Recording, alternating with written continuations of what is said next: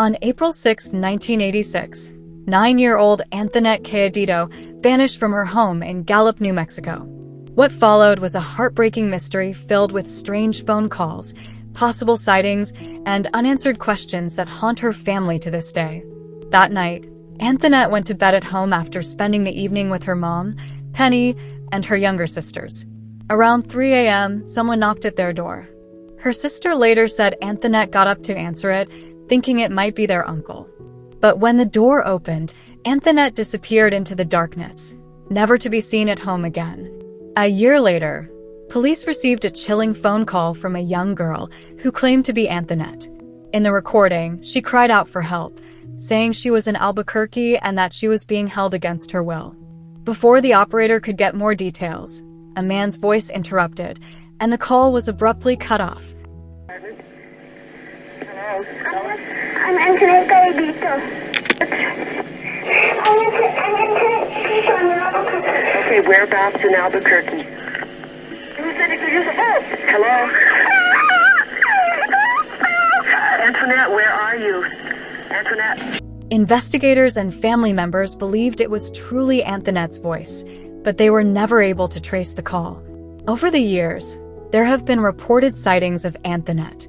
One waitress claimed she served a teenage girl who looked like her.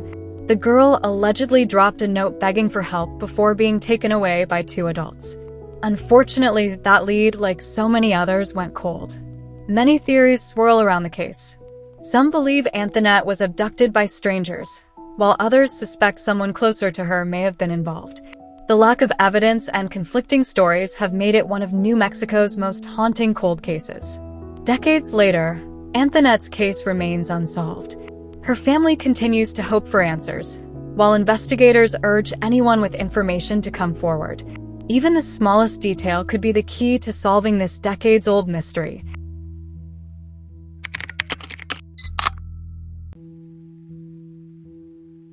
On the frigid morning of January 28, 2017, 20-year-old Elaine Park vanished without a trace.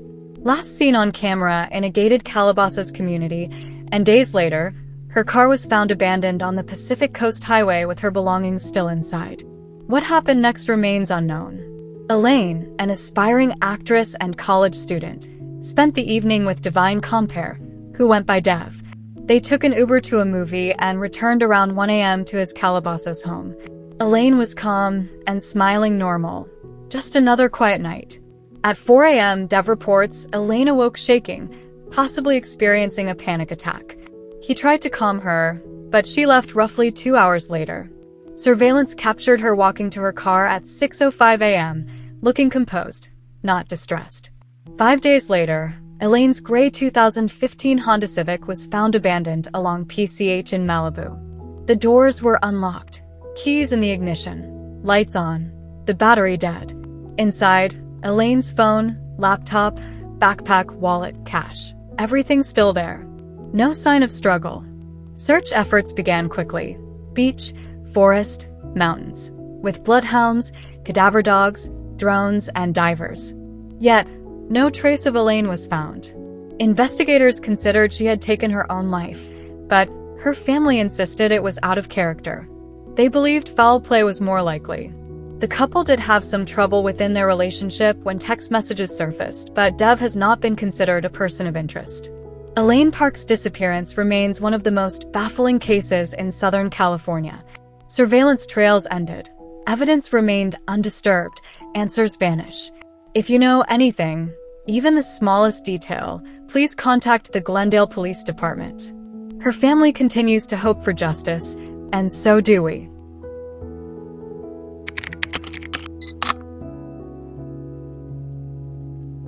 On June 4, 2022, 19-year-old Rachel Hansen was found fatally shot in her bedroom inside her gated Gilbert, Arizona apartment.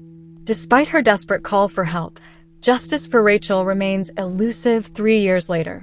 In the early hours of June 4, 2022, Rachel made a 911 call, urgently reporting, "Someone broke in and shot me," before the perpetrator fled. First responders arrived, but she later died at the hospital. Her death was officially ruled a homicide. In the days before her death, Rachel told her boyfriend that someone had entered her bedroom in the middle of the night, looked at her, then left. When Rachel moved into the apartment, neighbors called the leasing office about loud, disturbing noises, but despite police involvement, her door went unanswered. The complex's locks were even changed. Gilbert police released over 330 pages of heavily redacted investigative reports, as well as body camera footage and transcripts from Rachel's 911 call. These documents reference a person of interest, though the case was classified as inactive, suspended due to lack of leads. Recently, the Hansens say they've had more frequent contact with detectives. They've been told there are some good leads and good information, though specifics remain sealed. As of today, Rachel Hansen's murder remains unsolved, but her family is still fighting. If you know anything, you might be the key to justice. Please contact Silent Witness at 4-80 Witness and help bring closure to a grieving family.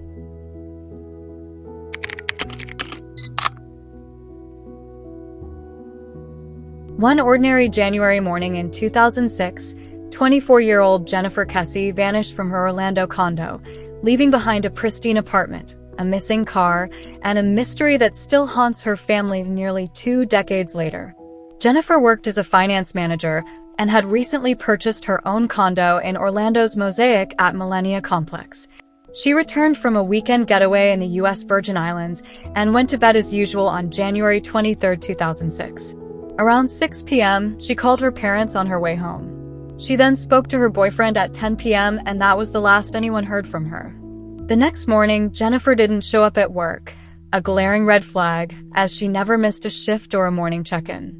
Her boss contacted her parents, who immediately drove to Orlando. Entering her condo, they found it undisturbed. A damp towel, clothes laid out, and Jennifer's routine morning preparations all point to her having paused her day somewhere unexpected. 2 days later, a neighbor saw Jennifer's black Chevy Malibu parked a mile away at the Huntington on the Green complex. Surveillance footage caught an unidentified person parking the car around noon, but the figure's face was obscured behind a fence rail. Even NASA tried to enhance the image with no luck. At the time of her disappearance, construction was ongoing in Jennifer's condo complex. Workers were even living in vacant units. Jennifer had shared feeling uneasy, claiming some workers made her uncomfortable, often stopping to stare or linger near her car.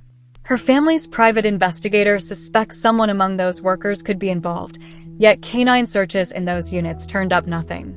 Other theories have ranged from human trafficking to targeted abduction. In 2016, Jennifer was legally declared dead, but her parents didn't give up. In 2019, they sued the Orlando PD for access to all investigative files and became the first family in the U.S. to secure such a victory in an active missing person case, receiving 16,000 pages of documents and 67 hours of audiovisual material. As of mid-2025, Jennifer's case is no longer considered cold. FDLE has narrowed down a list of persons of interest and uncovered previously untested evidence. The family has raised awareness and maintained a GoFundMe to fund private investigation, raising over $134,000. Despite almost 20 years having passed, new traction gives her father hope. Jennifer Kesse's disappearance is one of the most perplexing cold cases of the new millennium. A life interrupted, a car found and forgotten, and clues that still hope to speak.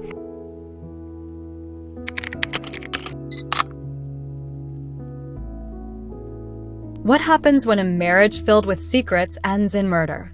In September 2016, a respected firefighter, Robert Poynter, was shot and killed in Roy City, Texas. Robert Poynter was a captain with the University Park Fire Department, dedicated, well-liked, and admired by his peers. He was married to Chacey Poynter, a stay-at-home mom. To the outside world, they seemed like a normal couple raising their young daughter in a quiet Texas town. But behind closed doors, their marriage was unraveling. On the night of September 9, 2016, Chacey called 911, claiming her husband had been shot in his truck on a rural road. Police rushed to the scene and found Robert dead from a gunshot wound to the head. At first, it looked like a possible robbery, but investigators soon suspected something far more sinister. Detectives discovered Chacey had been having multiple affairs, including one with a man named Michael Garza. Evidence revealed Chacey lured Robert out that night, while Garza pulled the trigger. Investigators say Chacey manipulated Garza into killing her husband, hoping to cash in on Robert's life insurance policy and start fresh without him. In 2019, Chacey Poynter went to trial for Robert's murder. Prosecutors argued she was the mastermind who orchestrated her husband's death. The jury agreed, convicting her of murder. She was sentenced to life in prison. Michael Garza, the gunman, was also convicted of murder and sentenced to 99 years behind bars. Robert's death devastated his family, friends, and fellow firefighters. His colleagues described him as a true leader who dedicated his life to protecting others. For many, the hardest part was knowing the betrayal came from the person he trusted most, his disgusting wife.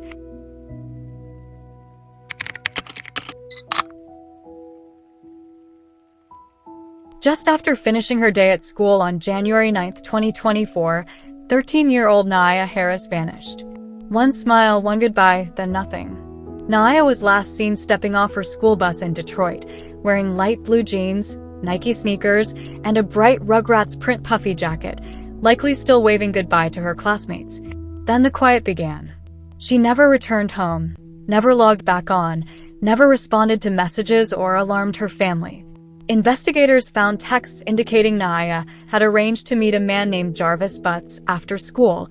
He was the father of her aunt's children. Surveillance and phone records place him with her that day.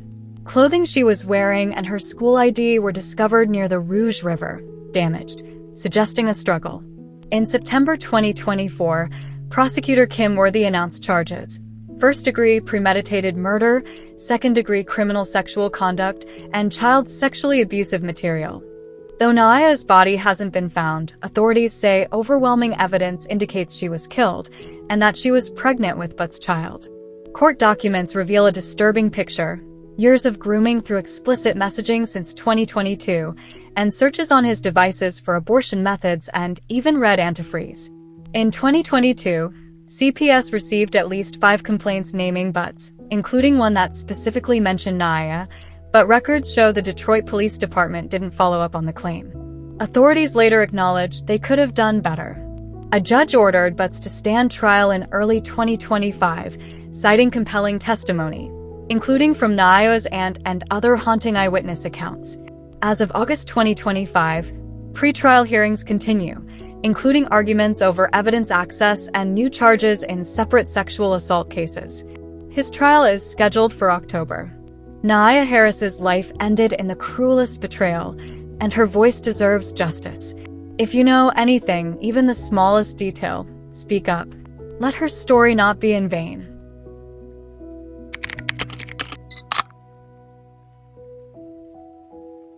On December 21, 2023, 24-year-old Braonain McGinnis left home for work and vanished. His car was found over 2,000 miles away in Arizona. No wallet, no phone, and no trace.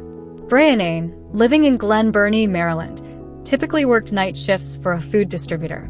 On December 21st, he left home around 3 p.m. as usual, but never showed up for work that night. His phone rang last near the back entrance of Marley Station Mall, and around that time he stopped interacting with credit cards or other activity. Google location data reveals that Braonain didn't head directly to work.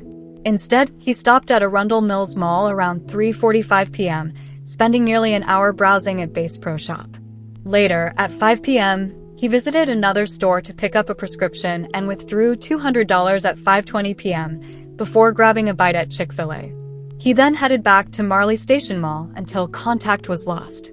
Shockingly, Braonain's red Hyundai Accent was discovered January 3, 2024, on the shoulder of Highway 89A between House Rock Road and Jacob Lake Inn, near Page, Arizona, over 2,000 miles from his home. The license plate was removed, the tank nearly empty, but the vehicle was otherwise in working condition.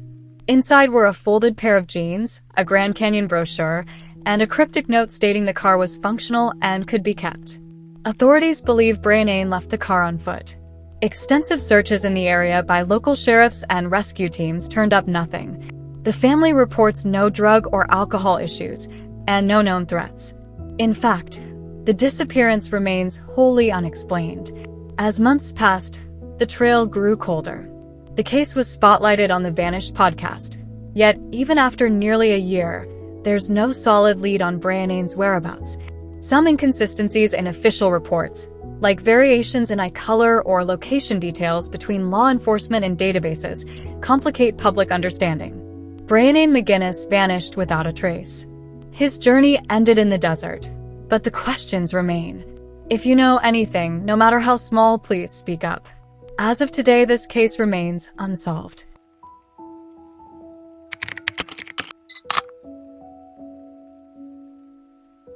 In December 2023, 23-year-old Cloe Williams disappeared from Neeses, South Carolina. Her family hasn't seen or heard from her since. What began as subtle concern has become a year-long search, and there's still no answer. Cloe was last seen sometime in December 2023, staying with an acquaintance at a residence on Frisco Lane in Neeses. At the time, she didn't have a phone, identification, or a vehicle. Her family reported her missing on February 22, 2024, after noticing she hadn't reached out for weeks, despite regularly checking in. Cloe was a quiet 23-year-old, about 5'3" and 140 pounds, with reddish-brown hair, which she may have dyed red, and a small wrist tattoo. She often frequented the Neeses and Cordova areas in Orangeburg County.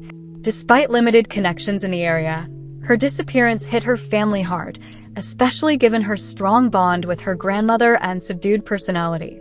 Investigators initiated searches across the county and followed every tip received. The Orangeburg County Sheriff's Office has consistently appealed for public help. As recently as May 2025, Sheriff Ravenel stated that anything that may seem small to you may be big to this case. More than a year later, Cloe's whereabouts remain unknown. No confirmed sightings, no activity, just radio silence. The community remains vigilant, and her case is still classified as unsolved.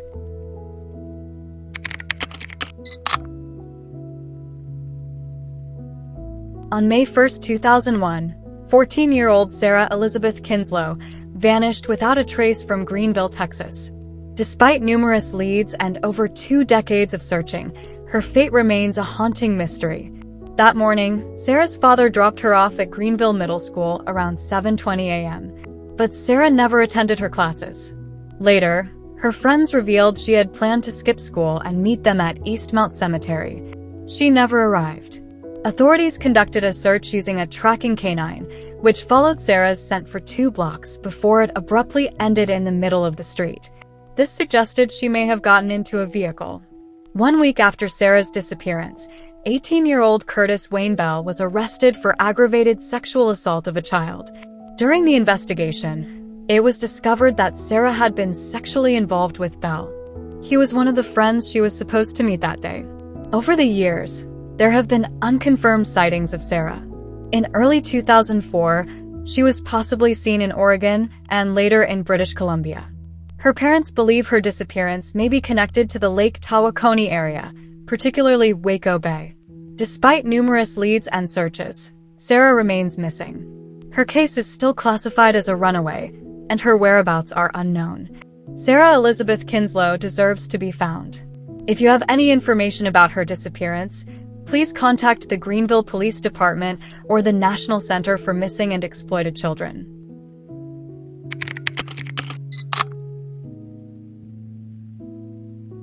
On July 14, 1997, 18-year-old Tina Louise Bowen vanished from her home in Conroe, Texas.